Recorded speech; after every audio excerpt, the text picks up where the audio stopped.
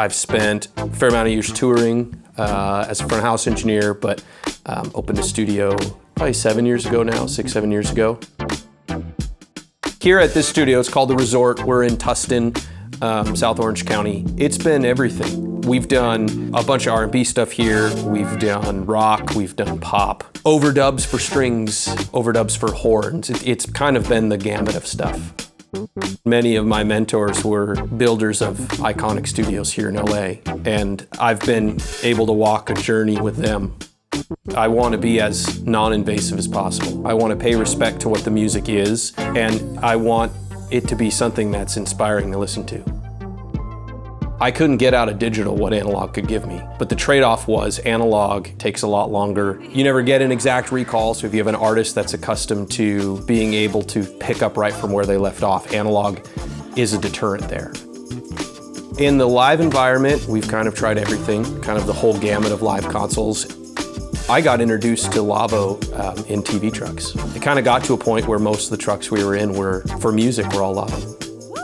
So I kind of heard about them from there and finally started getting my hands on them. The depth of the mix was just way deeper than anything that I had heard before. The EQ sounded better, the dynamics sounded better. Coming from analog, it equated to a better sounding mix. You don't really need much outboard gear, if any, to make this sound good. A lot of what we're doing is in the live environment, live albums. And when you take 64 channels of anything and you compound it on itself, you're going to know whether the relative noise floor is good. You can throw an infinite amount of information at that mix bus. You don't lose depth of field. You don't lose the width of image. You don't lose the phantom center. And that's very, very, very unusual for digital. There was a Christian group here in the US called Jesus Culture. We ended up bringing in a Lawo console to record their last record. We had probably 80 channels of audio with room mics, and we only had a day to load in. It was a really, really quick turnover. And we also had to interface with a front of house console and a monitor console, multiple Pro Tools rigs and a Trax rig. We showed up with a pair of A-Stage 64s and a 36, and were able to, without any issues, do splits to front of house and mons to get redundant record rigs into Pro Tools. It worked perfectly. So our typical setup has been, we're using A-Stage 64s. All of the A-Stage 64s have a MADI split built into them that we can independently route what goes in and out of that MADI split right inside the stage box. We create splits of the 32 mic pre's to a MADI output that feeds front of house and monitors if they're using a different console. From there, we're using Ravenna straight into a DAW. I think with Lawo, what's been interesting is the desk sounds so good and the DSP sounds so good that there's no trade-off in quality.